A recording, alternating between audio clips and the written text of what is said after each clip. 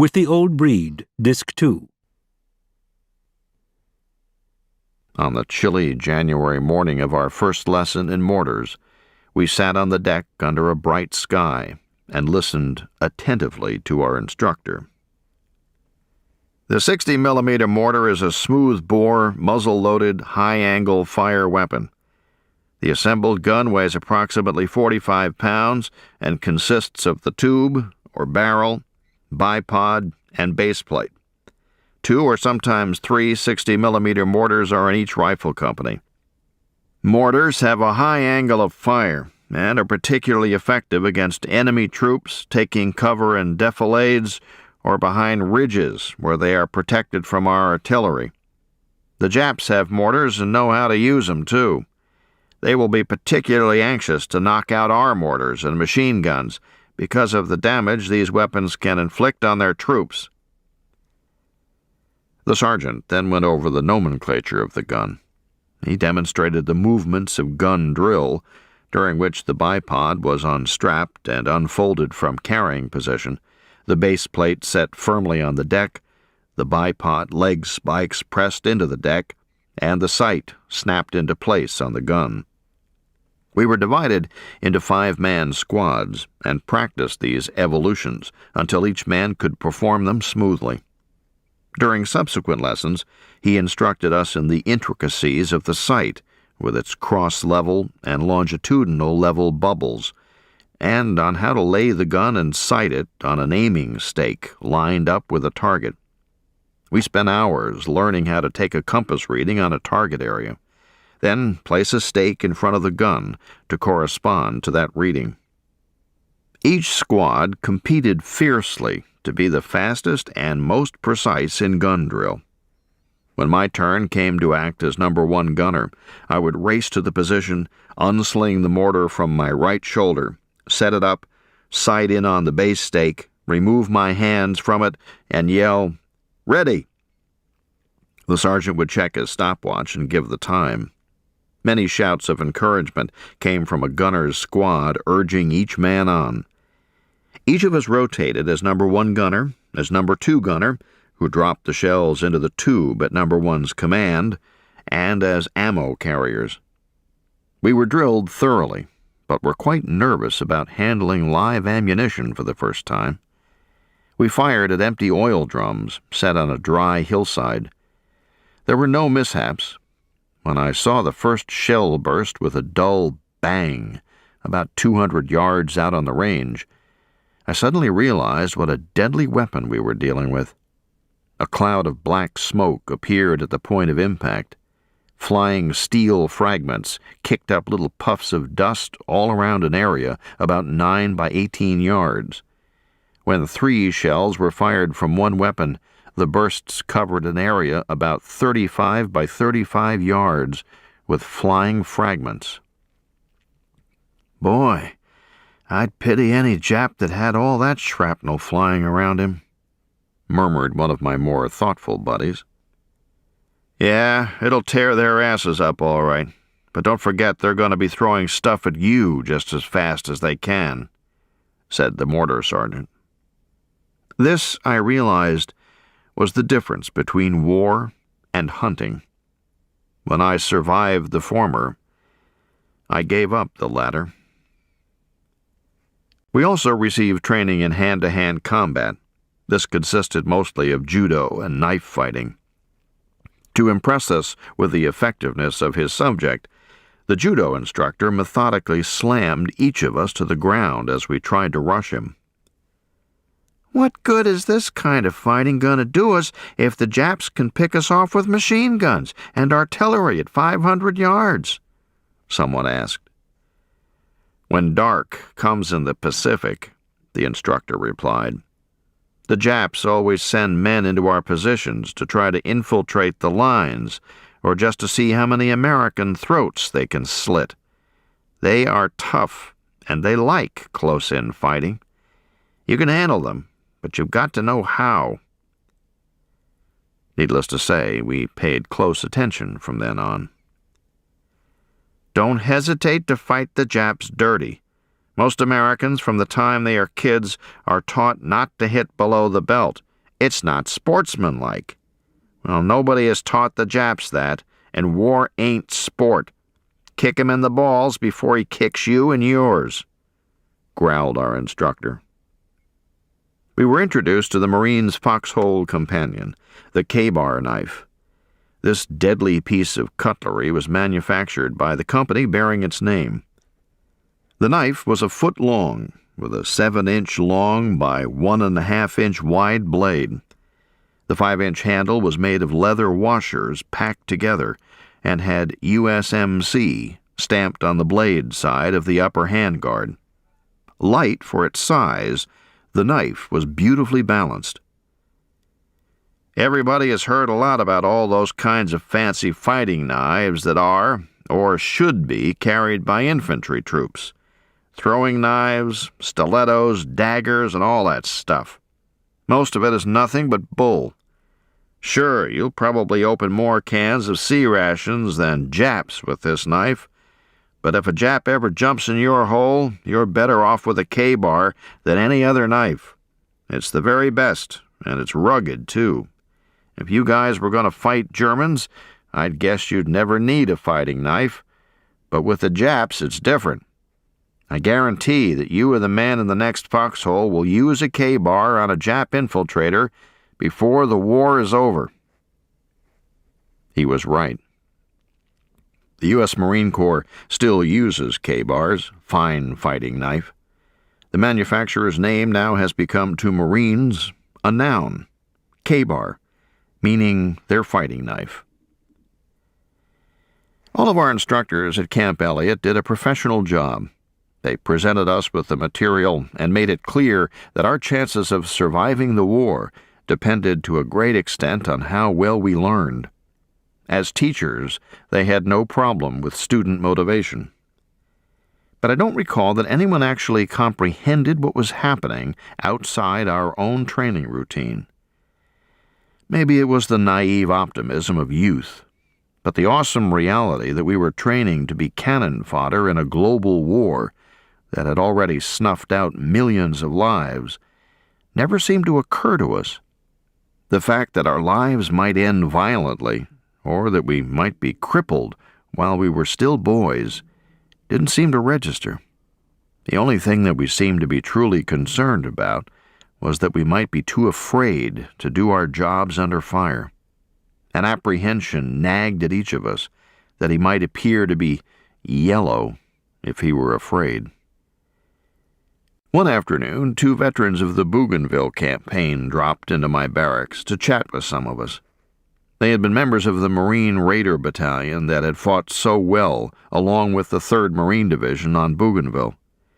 They were the first veterans we had met, other than our instructors. We swamped them with questions. "Were you scared?" asked one of my buddies.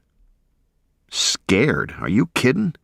I was so goddamn scared the first time I heard slugs coming at me, I could hardly hold onto my rifle," came the reply. The other veteran said, "Listen, mate, everybody gets scared, and anybody says he don't is a damn liar." We felt better. The mortar school continued during my entire stay at Camp Elliott. Swimming tests were the last phase of special training we received before embarking for the Pacific. Mercifully, in January 1944, we couldn't foresee the events of autumn. We trained with enthusiasm and the faith that the battles we were destined to fight would be necessary to win the war. Earlier, on 20 to 23 November 1943, the 2nd Marine Division carried out its memorable assault on the coral atoll of Tarawa in the Gilbert Islands. Many military historians and others consider the Battle for Tarawa as the first modern head-on amphibious assault. A coral reef extended out about 500 yards and surrounded the atoll. Tarawa was subject to unpredictable dodging tides that sometimes lowered water levels and caused Higgins boats, LCVP, landing craft, vehicle, and personnel, to strand on the reef. Plans called for the use of amphibian tractors, LVTs, landing vehicles tracked, now called assault amphibians, to carry the troops across the reef. But only enough Amtraks existed to take in the first 3 waves. After the first 3 assault waves got ashore in Amtraks, the supporting waves had to wade across the reef through murderous Japanese fire because their Higgins boats hung up at the reef's edge. The 2nd Division suffered terrible losses, 3,381 dead and wounded. Its Marines killed all but 17 of the 4,836 Japanese defenders of the tiny atoll. There was loud and severe criticism of the Marine Corps by the American public and some military leaders because of the number of casualties. Tarawa became a household word in the United States.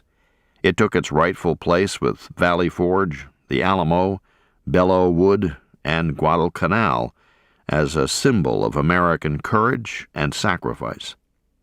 The young Marines at Camp Elliott didn't have the remotest idea that in about 9 months they would participate as part of the 1st Marine Division in the assault on Peleliu.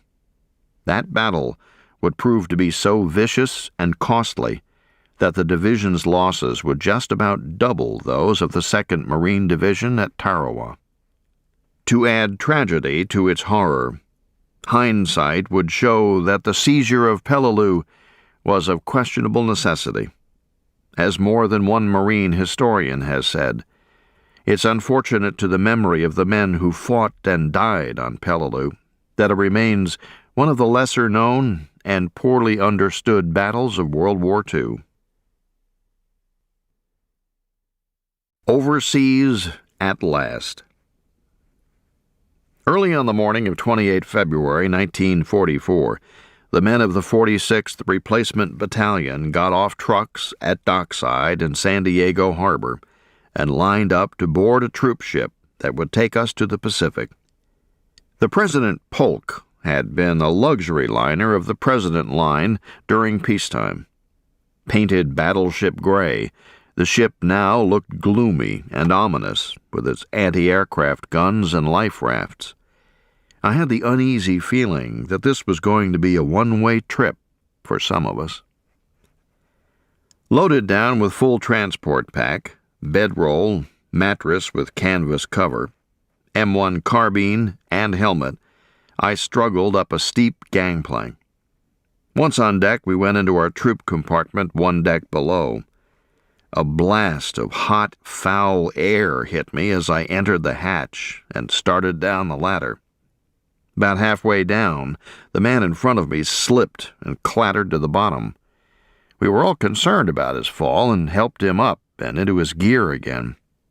Later, such an incident would elicit almost nothing but a casual glance and a quick helping hand. We stood crowded in the compartment and waited for what seemed like hours for an officer to check the muster roll and assign each of us to a sack or rack, bunk. Each sack consisted of canvas laced onto a pipe frame hinged to metal uprights, head and foot, extending from deck to the overhead. Chains held each rack onto the ones above and below. When I crawled onto mine, I realized the rack above was only about 2 feet away. With mattress unrolled and gear laid out, a man barely had room to stretch out. I had to climb up about 4 racks to get to mine, which was almost at the highest level. Dim electric bulbs overhead gave us barely enough light to see. As soon as I could, I went topside searching for relief from the foul, crowded compartment. The deck was jammed too, but the air was fresh. Many of us were too excited to sleep, so we explored the ship for hours, talked to the crewmen, or watched the completion of loading. Finally, around midnight, I went below and climbed into my rack. Several hours later, I awoke to the vibration of the ship's engine. I pulled on my boondockers and dungaree pants and jacket and raced topside, filled with apprehension and excitement. It was about 0500. The deck was crowded with other Marines, subdued by the realization that each turn of the ship's screws would take us farther from home and closer to the unknown. Harsh questions raced through my mind. Would I ever see my family again? Would I do my duty or be a coward? Could I kill? Fantasy captivated me in the brief period. Maybe I'd be put into a rear echelon outfit and never see a Japanese. Maybe I'd be an infantryman and disgrace my outfit by running away from the enemy. Or maybe I'd kill dozens of Japanese and win a Navy Cross or Silver Star and be a national hero. The tension finally broke as we watched the sailors rushing about, casting off hawsers and lines, preparing the ship for the open sea. The President Polk moved on a zigzag course toward a destination unknown to those of us sweltering in her bowels. Our daily routine was dull, even for those like myself who rather enjoyed being aboard a ship. We rolled out of our racks each morning about sunrise. Brushing my teeth and shaving with non-lathering shaving cream was my morning toilet. Each day an officer or NCO led us through an exercise period of calisthenics, and we could always count on a rifle inspection. Other than that, we had practically no duties. Every few days we had abandoned ship drills, which helped offset the boredom, and the ship's crew conducted gun drills frequently. The first time they held target practice with live ammunition was exciting to watch. Yellow balloons were released from the bridge. As they were caught by the wind, the gunners opened fire upon order from the fire control officer. The rapid-fire 20mm and 40mm anti-aircraft guns seemed to do an effective job. But to some of us Marines, the 3-inch and 5-inch cannons didn't accomplish much, other than hurt our ears. Considering the number of balloons that escaped, we felt the gun crews should have practiced more. This was probably because none of us had ever had any experience with anti-aircraft guns and didn't realize what a difficult type of gunnery was involved. Beyond some letter writing and a lot of conversation, so-called bull sessions, we spent much of our time waiting in chow lines strung along gangways and passages leading to the ship's galley. Chow was an unforgettable experience. After the inevitable wait in line, I entered the hatch leading to the galley and was met with a blast of hot air laden with a new set of odors, differing only slightly from the typical troop compartment aroma. To the same basic ingredients, paint, grease, tobacco, and sweat, were added the smells of rancid cooking and something of a bakery. It was enough to turn a civilian's stomach inside out, but we rapidly and necessarily adjusted.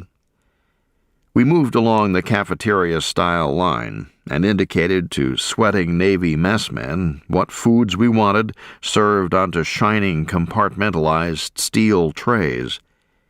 The messmen wore skivvy shirts and were tattooed profusely on their arms. They all mopped the sweat from their faces constantly. Amid the roar of ventilators, we ate standing at long folding tables. Everything was hot to the touch, but quite clean. A sailor told me that the tables had been used as operating tables for Marine casualties that the ship took on during one of the earlier Pacific campaigns. That gave me a strange feeling in the pit of my stomach every time I went to chow on the President Polk. The heat was intense, at least 100 degrees, but I gulped down a cup of hot Joe, black coffee, the stuff that replaced bread as the staff of life for Marines and sailors. I grimaced as the dehydrated potatoes battered my taste buds with an unsavory aftertaste characteristic of all World War II vintage dehydrated foods. The bread was a shock, heavy and with a flavor that was a combination of bitterness, sweetness, and uncooked flour. No wonder Hot Joe had replaced it as the staff of life. After Chow and the steaming galley, we went topside to cool off. Everyone was soaked with sweat. It would have been a relief to eat on deck, but we were forbidden to take Chow out of the galley. One day, as we moved along some nameless companionway in a Chow line, I passed a porthole that gave me a view into the officers' mess.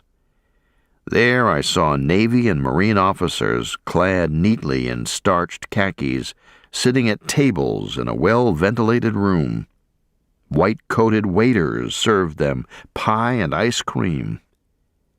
As we inched along the hot companionway to our steaming Joe and dehydrated fare, I wondered if my haste to leave the V-12 college life hadn't been a mistake.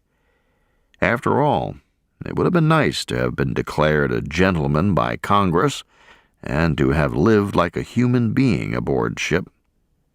To my immense satisfaction, however, I discovered later that such niceties and privileges of rank were few on the front lines.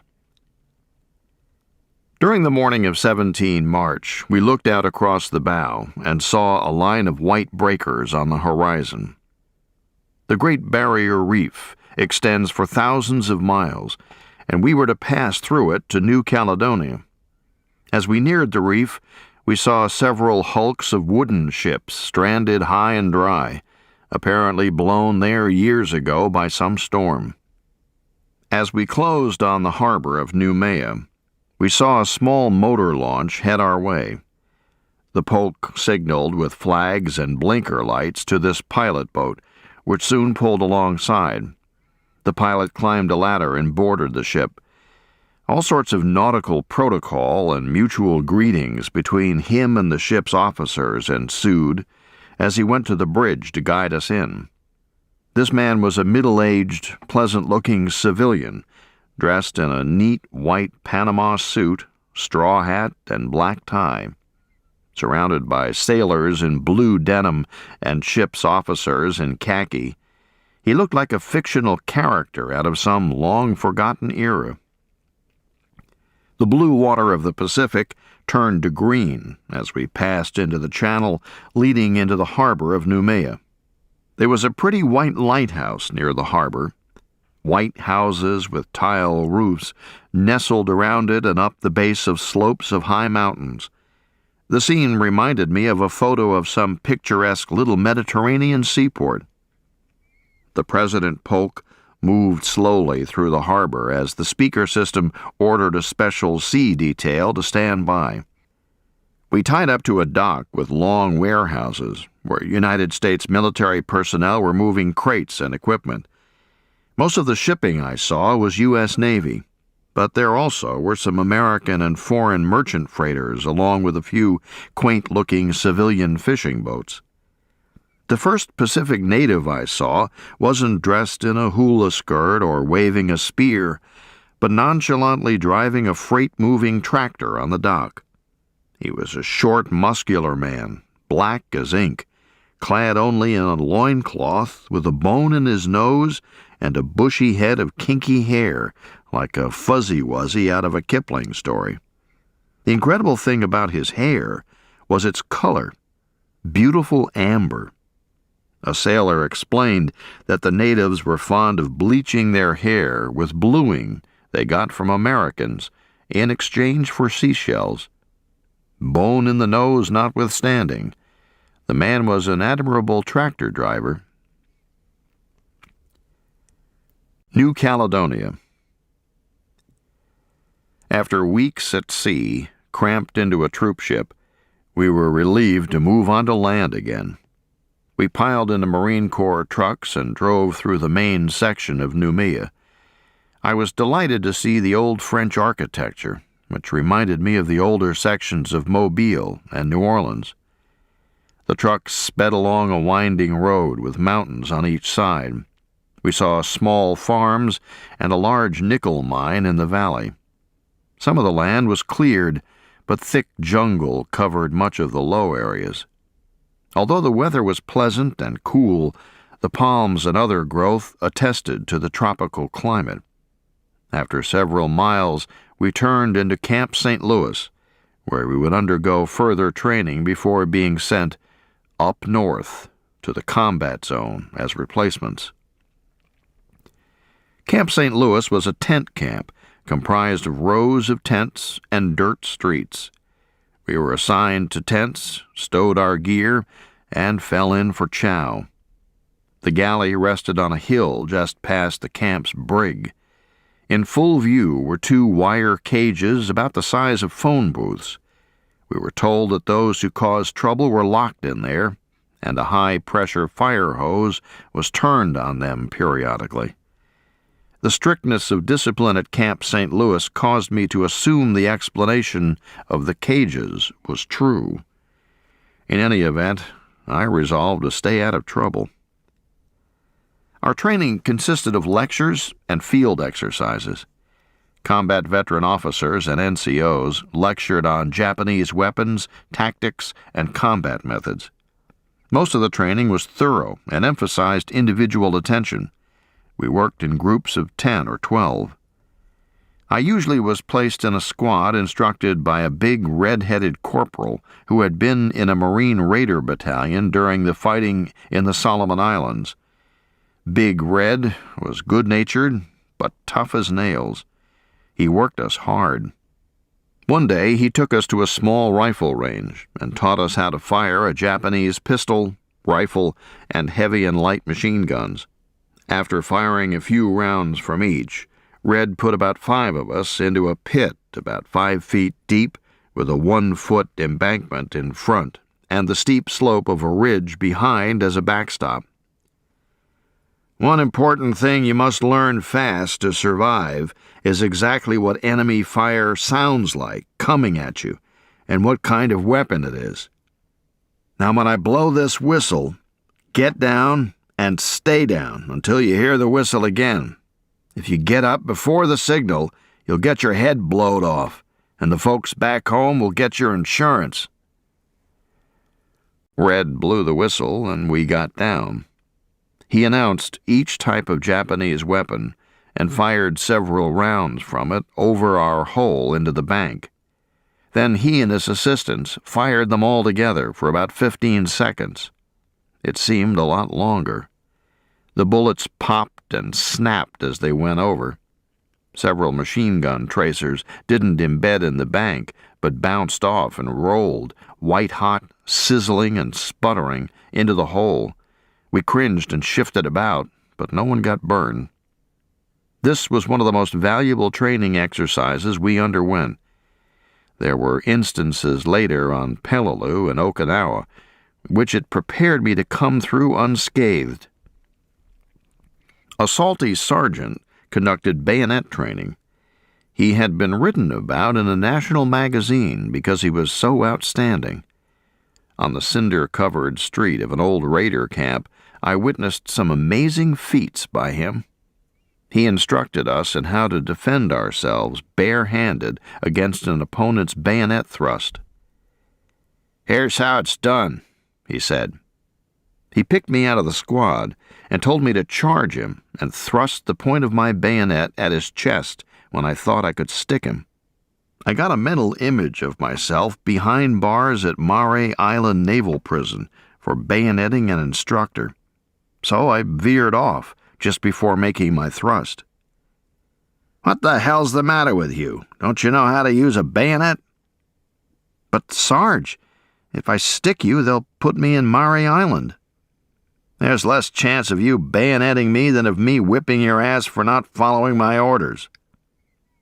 "Okay," I thought to myself. "If that's the way you feel about it, we have witnesses." So I headed for him on the double and thrust at his chest. He sidestepped neatly, grabbed my rifle behind the front sight, and jerked it in the direction I was running. I held onto the rifle and tumbled onto the cinders. The squad roared with laughter. Someone yelled, "Did you bayonet him, Sledgehammer?" I got up looking sheepish. "Knock it off, wise guy," said the instructor. You step up here and let's see what you can do, big mouth." My buddy lifted his rifle confidently, charged, and ended up on the cinders, too. The instructor made each man charge him in turn. He threw them all. He then took up a Japanese Arisaka rifle with fixed bayonet and showed us how the Japanese soldiers used the hooked handguard to lock onto the U.S. blade. Then, with a slight twist of his wrist, he could wrench the M1 rifle out of the opponent's hands and disarm him. He coached us carefully to hold the M1 on its side, with the left side of the blade toward the deck, instead of the cutting edge, as we had been taught in the States. This way, as we parried a Japanese's blade, he couldn't lock ours. We went on long hikes and forced marches through the jungles, swamps, and over endless steep hills. We made countless practice landings from Higgins boats on small islets off the coast. Each morning after chow, we marched out of camp equipped with rifles, cartridge belts, 2 canteens of water, combat pack, helmet, and K-rations. Our usual pace was a rapid route step for 50 minutes with a 10-minute rest. But the officers and NCOs always hurried us and frequently deleted the 10-minute rest. When trucks drove along the road, we moved onto the sides, as columns of infantry have done since early times. The trucks frequently carried army troops, and we barked and yapped like dogs and kidded them about being dog faces. During one of these encounters, a soldier hanging out of a truck just ahead of me shouted, "Hey, soldier! You look tired and hot, soldier. Why don't you make the Army issue you a truck like me?" I grinned and yelled, "Go to hell." His buddy grabbed him by the shoulder and yelled, "Stop calling that guy soldier. He's a Marine. Can't you see his emblem? He's not in the Army. Don't insult him." "Thanks," I yelled. That was my first encounter with men who had no esprit. We might grumble to each other about our officers, or the Chow, or the Marine Corps in general, but it was rather like grumbling about one's own family, always with another member. If an outsider tried to get into the discussion, a fight resulted. One night during exercises in defense against enemy infiltration, some of the boys located the bivouac of Big Red and the other instructors, who were supposed to be the infiltrators, and stole their boondockers. When the time came for their offense to commence, they threw a few concussion grenades around and yelled like Japanese, but didn't slip out and capture any of us. When the officers realized what had happened, they reamed out the instructors for being too sure of themselves. The instructors had a big fire built in a ravine. We sat around it, drank coffee, ate K-rations, and sang some songs. It didn't seem like such a bad war so far. All of our training was in rifle tactics. We spent no time on heavy weapons, mortars, and machine guns, because when we went up north, our unit commander would assign us where needed. That might not be in our specialties. As a result of the field exercises and obstacle course work, we reached a high level of physical fitness and endurance. During the last week of May, we learned that the 46th Replacement Battalion would go north in a few days. We packed our gear and boarded the USS General Howe's on 28 May 1944. This ship was quite different from the President Polk. It was much newer and apparently had been constructed as a troop ship. It was freshly painted throughout and spick and span. With only about a dozen other men, I was assigned to a small, well-ventilated compartment on the main deck, a far cry from the cavernous, stinking hole I bunked in on the Polk. The General Howe's had a library from which troop passengers could get books and magazines. We also received our first Adabrin tablets. These small, bitter, bright yellow pills prevented malaria. We took one a day. On 2 June, the General Howe's approached the Russell Islands and moved into an inlet bordered by large groves of coconut palms. The symmetrical groves and clear water were beautiful. From the ship we could see coral-covered roadways and groups of pyramidal tents among the coconut palms. This was Pavuvu, home of the 1st Marine Division. We learned we would debark the next morning, so we spent our time hanging over the rail, talking to a few Marines on the pier. Their friendliness and unassuming manners struck me. Although clad neatly in khakis or dungarees, they appeared hollow-eyed and tired. They made no attempt to impress us green replacements, yet they were members of an elite division known to nearly everybody back home because of its conquest of Guadalcanal and more recent campaign at Cape Gloucester on New Britain. They had left Gloucester about 1 May. Thus they had been on Pavuvu about a month. Many of us slept little during the night. We checked and rechecked our gear, making sure everything was squared away. The weather was hot, much more so than at New Caledonia. I went out on deck and slept in the open air. With a mandolin and an old violin, 2 of our Marines struck up some of the finest mountain music I'd ever heard. They played and sang folk songs and ballads most of the night. We thought it was mighty wonderful music. With the Old Breed.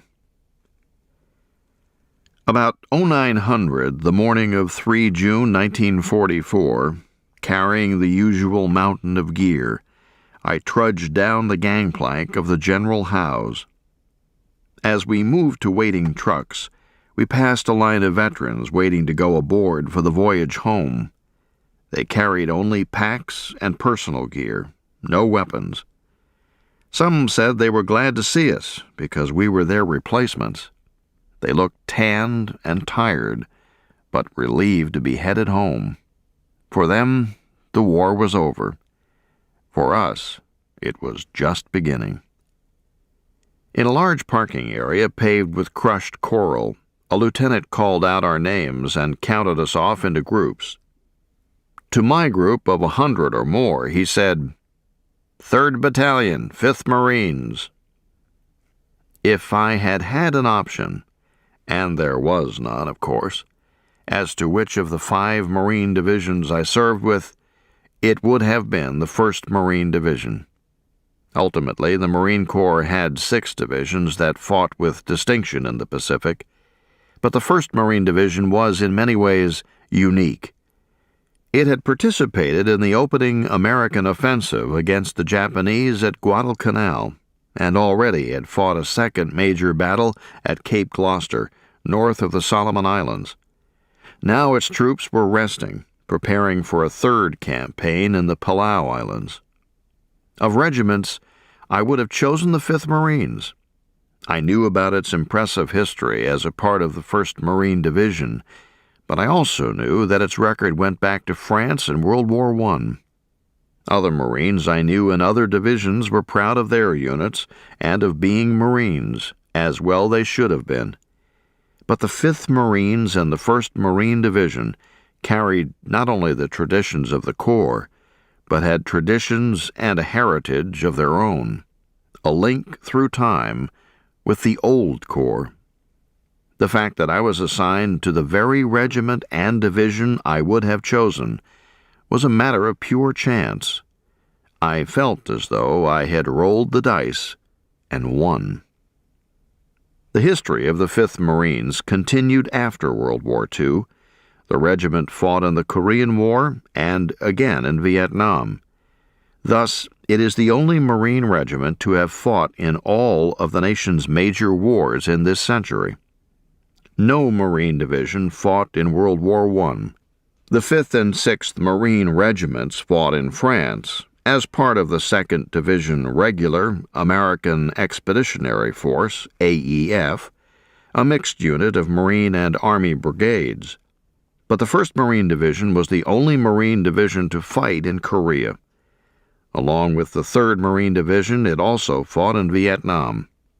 It is therefore the sole Marine division to have fought in all of our major wars during the past 60 years. Today, the 5th Marines still forms a part of the 1st Marine Division.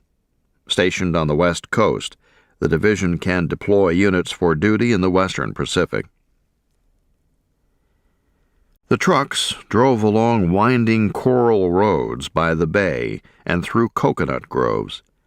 We stopped and unloaded our gear near a sign that said 3rd Battalion 5th Marines. An NCO assigned me to Company K. Soon a lieutenant came along and took aside the 15 or so men who had received crew-served weapons training, mortars and machine guns, in the States.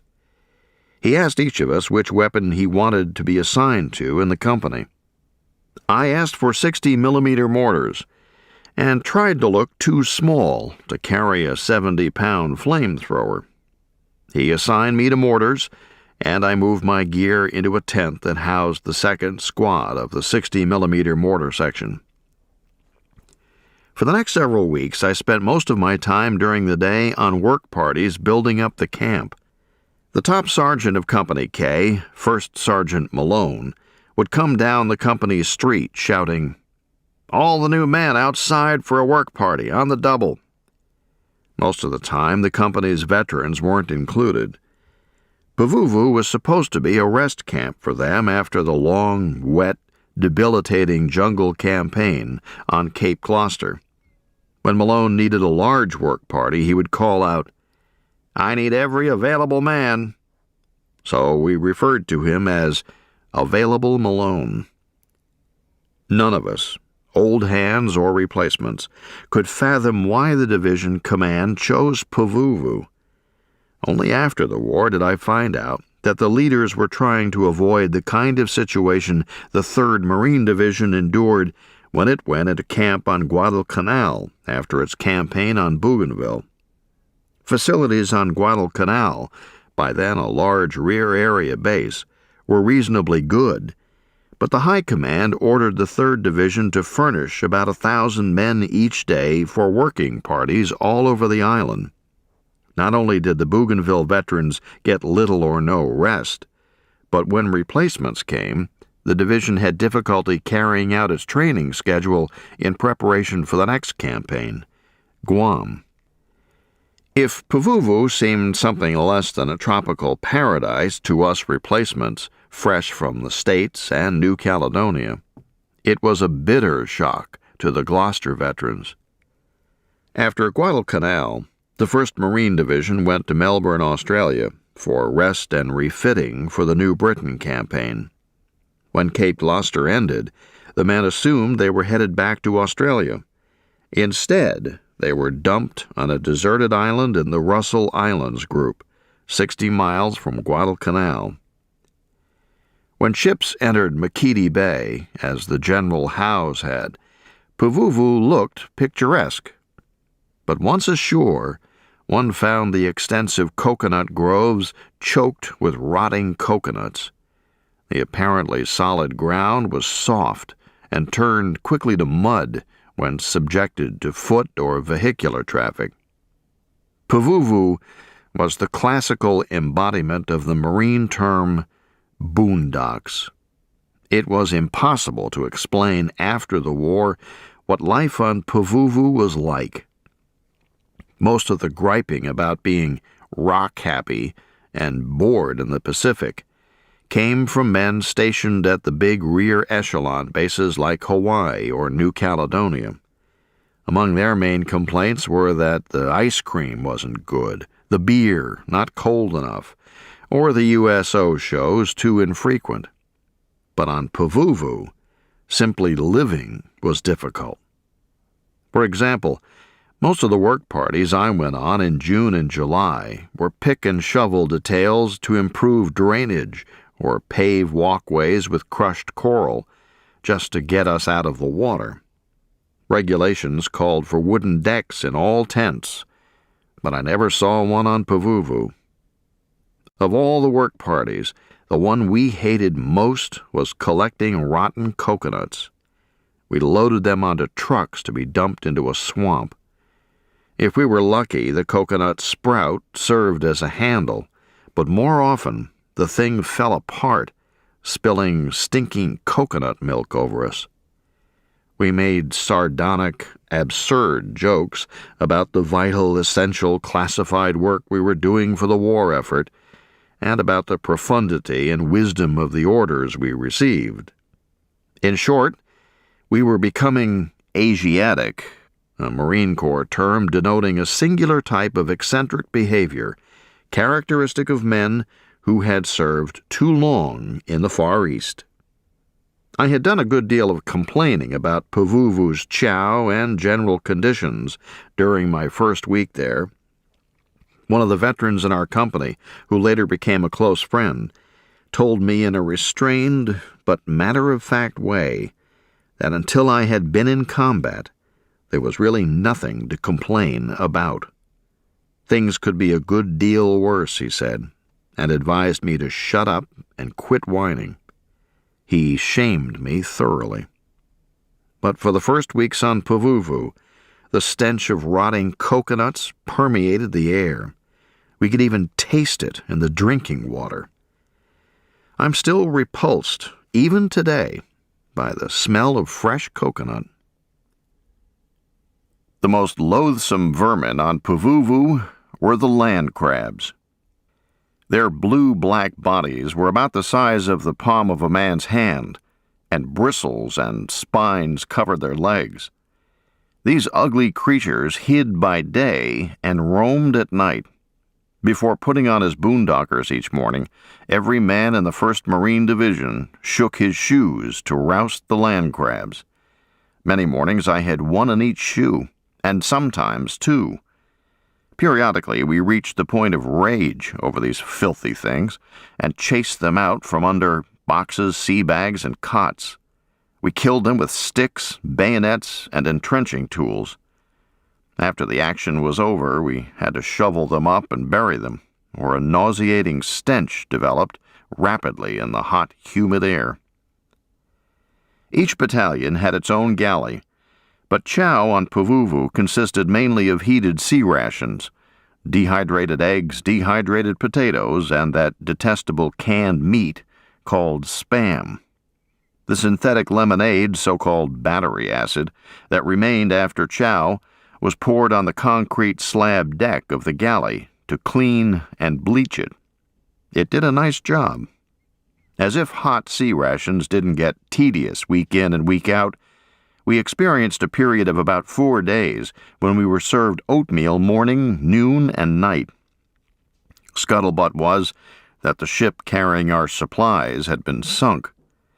Whatever the cause, our only relief from monotonous chow was tidbits in packages from home. The bread made by our bakers was so heavy that when you held a slice by one side, the rest of the slice broke away of its own weight. The flour was so massively infested with weevils that each slice of bread had more of the little beetles than there are seeds in a slice of rye bread.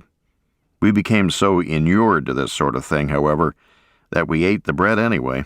The wit said, "It's a good deal. Them beetles give you more meat in your diet." We had no bathing facilities at first. Shaving each morning with a helmet full of water was simple enough, but a bath was another matter. Each afternoon, when the inevitable tropical downpour commenced, we stripped and dashed into the company street, soap in hand. The trick was to lather, scrub, and rinse before the rain stopped. The weather was so capricious that the duration of a shower was impossible to estimate. Each downpour ended as abruptly as it had begun, and never failed to leave at least one or more fully lathered, cursing Marines with no rinse water. Morning sick call was another bizarre sight during the early days on Pavuvu. The Gloucester veterans were in poor physical condition after the wettest campaign in World War II, during which men endured soakings for weeks on end. When I first joined the company, I was appalled at their condition. Most were thin, some emaciated, with jungle rot in their armpits and on their ankles and wrists. At sick call, they paired off with a bottle of gentian violet and cotton swabs, stood naked in the grove, and painted each other's sores. So many of them needed attention that they had to treat each other under a doctor's supervision. Some had to cut their boondockers into sandals because their feet were so infected with rot they could hardly walk. Needless to say, Pavuvu's hot, humid climate prolonged the healing process. "I think the Marine Corps has forgotten where Pavuvu is," one man said. "I think God has forgotten where Pavuvu is," came a reply. "God couldn't forget because he made everything. Then I bet he wishes he could forget he made Pavuvu." This exchange indicates the feeling of remoteness and desolation we felt on Pavuvu. On the Big Island bases, men had the feeling of activity around their units and contact through air and sea traffic with other bases and with the states. On Pavuvu, we felt as though we were 1,000,000 miles from not only home, but from anything else that bespoke of civilization. I believe we took in stride all of Pavuvu's discomforts and frustrations for two reasons. First, the division was an elite combat unit. Discipline was stern. Our esprit de corps ran high. Each man knew what to do and what was expected of him. All did their duty well, even while grumbling. NCOs answered our complaining with, "Beat your gums, it's healthy," or, "What are you griping for? You volunteered for the Marine Corps, didn't you? You're just getting what you asked for." No matter how irritating or uncomfortable things were on Pavuvu, things could always be worse. After all, there were no Japanese, no bursting shells, no snapping and whining bullets.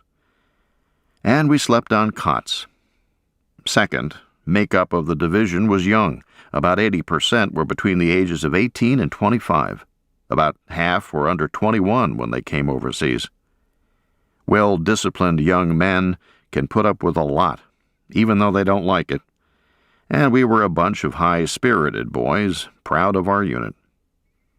But we had another motivating factor as well. A passionate hatred for the Japanese burned through all Marines I knew. The fate of the Getchi Patrol was the sort of thing that spawned such hatred.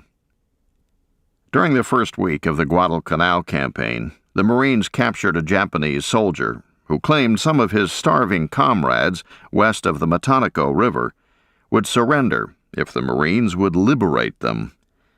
With 25 picked men, scouts, intelligence specialists, a surgeon, and a linguist, from the division's headquarters and the 5th Marines, Colonel Frank Getchi, the division's intelligence officer, went on a mission more humanitarian than military.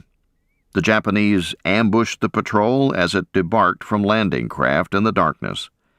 Only 3 Marines escaped. One day, as we piled stinking coconuts, a veteran Marine walked past and exchanged greetings with a couple of our old men. One of our group asked if we knew who he was. "No, I never saw him," someone said. "He's one of the 3 guys who escaped when the Getchi Patrol got wiped out on Guadalcanal. He was lucky as hell." "Why did the Japs ambush that patrol?" I asked naively.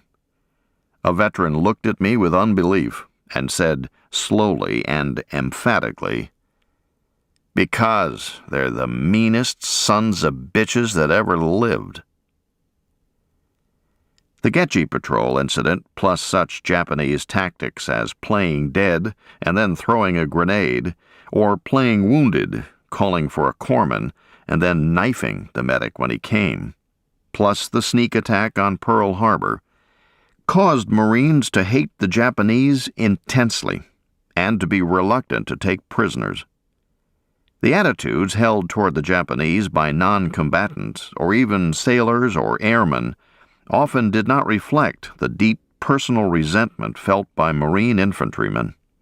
Official histories and memoirs of Marine infantrymen written after the war rarely reflect that hatred, but at the time of battle, Marines felt it deeply, bitterly, and as certainly as danger itself. To deny this hatred or make light of it would be as much a lie as to deny or make light of the esprit de corps or the intense patriotism felt by the Marines, with whom I served in the Pacific. My experiences on Peleliu and Okinawa made me believe that the Japanese held mutual feelings for us. They were a fanatical enemy. That is to say, they believed in their cause with an intensity little understood by many post-war Americans, and possibly many Japanese as well. This collective attitude, Marine and Japanese, resulted in savage, ferocious fighting with no holds barred. This was not the dispassionate killing seen on other fronts or in other wars. This was a brutish, primitive hatred as characteristic of the horror of war in the Pacific as the palm trees and the islands. To comprehend what the troops endured then and there, one must take into full account this aspect of the nature of the Marines' war. Probably the biggest boost to our morale about this time on Pavuvu was the announcement that Bob Hope would come over from Banika and put on a show for us. Most of the men in the division crowded a big open area and cheered as a Piper Cub circled over us. The pilot switched off the engine briefly, while Jerry Colonna poked his head out of the plane and gave his famous yell. Ee-ow-ow-ow-ow-ow-ow! We went wild with applause. Bob Hope, Colonna, Francis Langford, and Patty Thomas put on a show on a little stage by the pier. Bob asked Jerry how he liked the trip over from Banika, and Jerry answered that it was tough sledding. When asked why, he replied, "No snow." We thought it was the funniest thing we had ever heard. Patty gave several boys from the audience dancing lessons amid much grinning, cheering, and applause. Bob told many jokes and really boosted our spirits. It was the finest entertainment I ever saw overseas. I renewed my acquaintance with Bob Hope last spring when he played in a charity golf tournament in Birmingham, Alabama. Earlier, I had sent him copies of the Marine Corps Gazette, November and December 1979 and January 1980, that had serialized portions of my Peleliu story. He was enthusiastic about the account and remembered well the young Marines of the 1st Marine Division on Pavuvu. Despite a clamoring public on a hectic day in Birmingham, this most gracious man took the time to reminisce with me about the old breed. Bob Hope's show remained the main topic of conversation as we got down to training in earnest for the coming campaign. Pavuvu was so small that most of our field exercises were of company size rather than battalion or regimental. Even so, we frequently got in the way of other units involved in their training exercises. It was funny to see a company move forward in combat formation through the groves and become intermingled with the rigid ranks of another company, standing weapons inspection, the officers shouting orders to straighten things out. We held numerous landing exercises, several times a week it seemed, on the beaches and inlets around the island away from camp. We usually practiced from Amtraks. The newest model had a tailgate that dropped as soon as the tractor was on the beach, allowing us to run out and deploy. "Get off the beach fast! Get off the damn beach as fast as you can and move inland. The Nips are going to plaster it with everything they've got, so your chances are better the sooner you move inland," shouted our officers and NCOs. We heard this over and over, day after day. During each landing exercise, we would scramble out of our tractors, move inland about 25 yards, and then await orders to deploy and push forward. The first wave of tractors landed rifle squads. The second wave landed more riflemen, machine gunners, bazooka gunners, flamethrowers, and 60mm mortar squads. Our second wave typically trailed about 25 yards behind the first as the machines churned through the water toward the beach. As soon as the first wave unloaded, its Amtraks backed off, turned around, and headed past us out to sea to pick up supporting waves of infantry from Higgins boats circling offshore. It all worked nicely on Pavuvu. but there were no Japanese there. In addition to landing exercises and field problems before Pavuvu, we received refresher instructions and practice firing all small arms assigned to the company: M1 rifle, BAR, carbine, .45 caliber pistol, and Thompson submachine gun. We also learned how to operate a flamethrower. During instruction with the flamethrower, we used a palm stump for a target. When my turn came, I shouldered the heavy tanks, held the nozzle in both hands, pointed at the stump about 25 yards away, and pressed the trigger. With a whoosh, a stream of red flame squirted out, and the nozzle bucked. The napalm hit the stump with a loud splattering noise. I felt the heat on my face. A cloud of black smoke rushed upward. The thought of turning loose hellfire from a hose nozzle as easily as I'd water a lawn back home sobered me. To shoot the enemy with bullets or kill him with shrapnel was one of the grim necessities of war, but to fry him to death was too gruesome to contemplate. I was to learn soon, however, that the Japanese couldn't be routed from their island defenses without it. About this time, I began to feel a deeper appreciation for the influence of the old breed on us newer Marines. Gunnery Sergeant Haney provided a vivid example of their impact. Gunnery Sergeant Elmo M. Haney served with Company K, 3rd Battalion, 5th Marines, in France during World War I. Between the two World Wars, he taught school in Arkansas for about 4 years, then rejoined the Marine Corps, where he was assigned to his old unit. He fought on Guadalcanal and at Cape Gloucester with Company K. In the latter action, he won a Silver Star for heroism when he took care of some Japs by himself with a few hand grenades, as one Marine described the scene. Haney was more than 50 years old when the 1st Marine Division assaulted Pavuvu. Although a gunnery sergeant by rank, he held no official position in Company K's chain of command. In the field, he seemed to be everywhere at once, correcting mistakes and helping out. He withdrew himself from the front lines on the 2nd day of Pavuvu, admitting sadly that he could no longer take the heat and the battle. I had seen Haney around the company area, but first noticed him in the shower one day because of the way he bathed. About a dozen naked, soapy replacements, including myself, stared in wide-eyed amazement and shuddered as Haney held his genitals in his left hand while scrubbing them with a GI brush, the way one buffs a shoe. When you consider that the GI brush had stiff, tough, split-fiber bristles embedded in a stout wooden handle and was designed to scrub heavy canvas, 782 web gear, dungarees, and even floors, Haney's method of bathing becomes truly impressive. I first saw him exert his authority one day on a pistol range where he was in charge of safety. A new second lieutenant, a replacement like myself, was firing from the position I was to assume. As he fired his last round, another new officer behind me called to him. The lieutenant turned to answer with his pistol in his hand.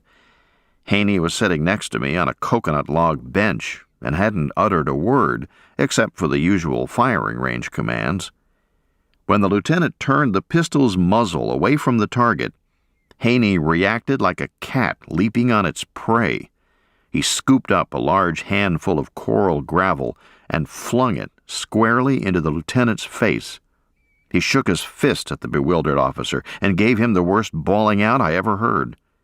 Everyone along the firing line froze, officers as well as enlisted men. The offending officer, with his gold bars shining brightly on his collar, cleared his weapon, holstered it, and took off, rubbing his eyes and blushing visibly.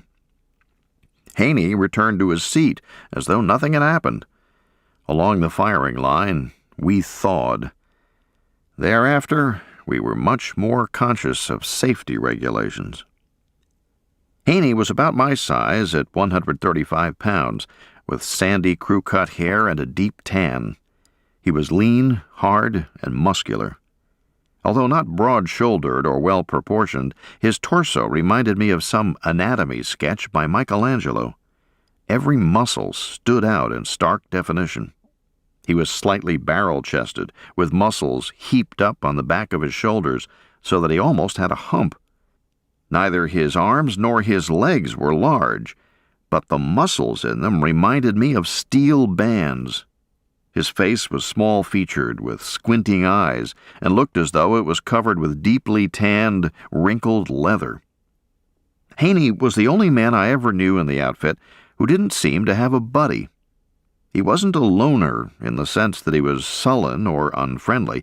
He simply lived in a world all his own. I often felt that he didn't even see his surroundings. All he seemed to be aware of was his rifle, his bayonet, and his leggings. He was absolutely obsessed with wanting to bayonet the enemy. We all cleaned our weapons daily, but Haney cleaned his M1 before muster, at noon chow, and after dismissal in the afternoon. It was a ritual. He would sit by himself, light a cigarette, field strip his rifle, and meticulously clean every inch of it. Then he cleaned his bayonet. All the while, he talked to himself quietly, grinned frequently, and puffed his cigarette down to a stump. When his rifle was cleaned, he reassembled it, fixed his bayonet, and went through a few minutes of thrust, parry, and butt-stroke movements at thin air. Then Haney would light up another cigarette and sit quietly, talking to himself and grinning while awaiting orders. He carried out these proceedings as though totally unaware of the presence of the other 235 men of the company. He was like Robinson Crusoe on an island by himself. To say that he was Asiatic would be to miss the point entirely. Haney transcended that condition. The company had many rugged individuals, characters, old salts, and men who were Asiatic. But Haney was in a category by himself. I felt that he was not a man born of woman, but that God had issued him to the Marine Corps. Despite his personal idiosyncrasies, Haney inspired us youngsters in Company K.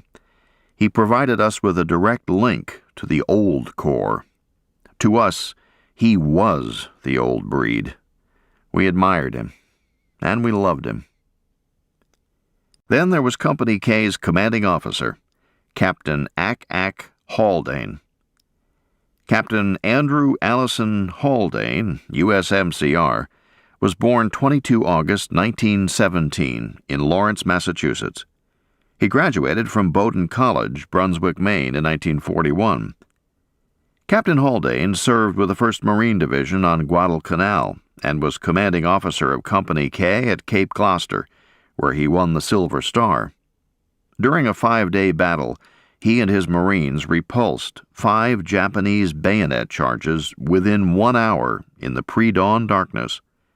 He led Company K through most of the fight for Peleliu.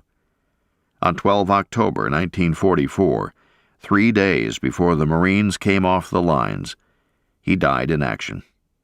The Marines of Company K and the rest of the division who knew him suffered no greater loss during the entire war.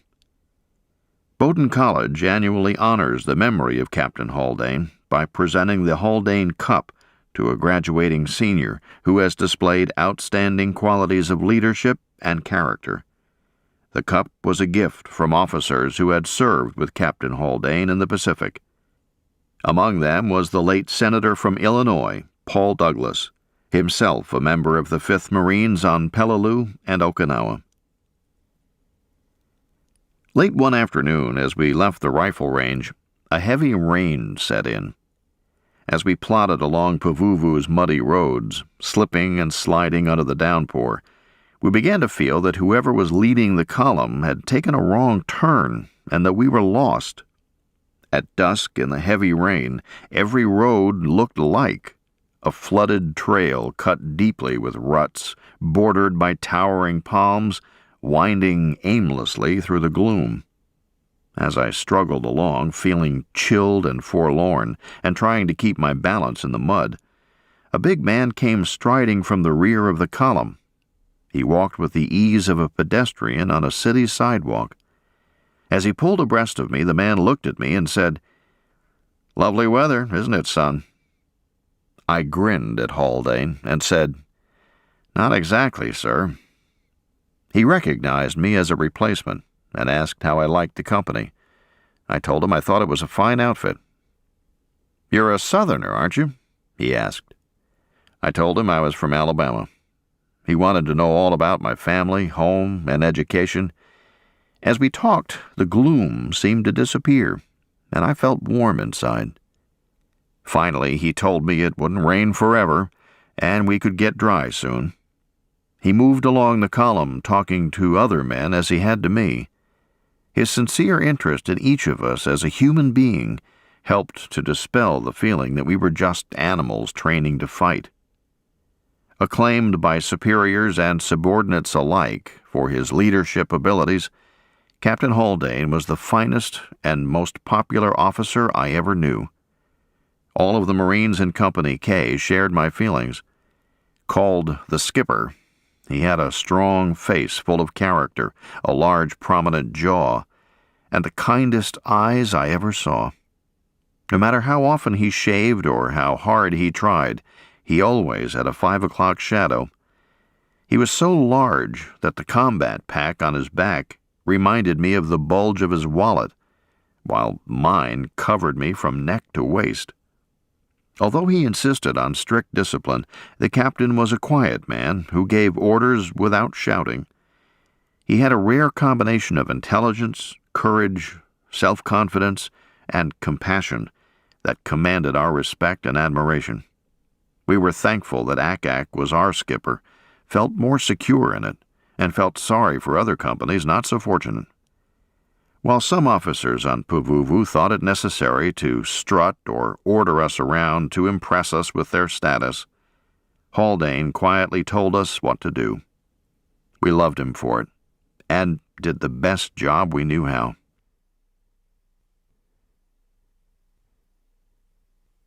This ends Disc 2.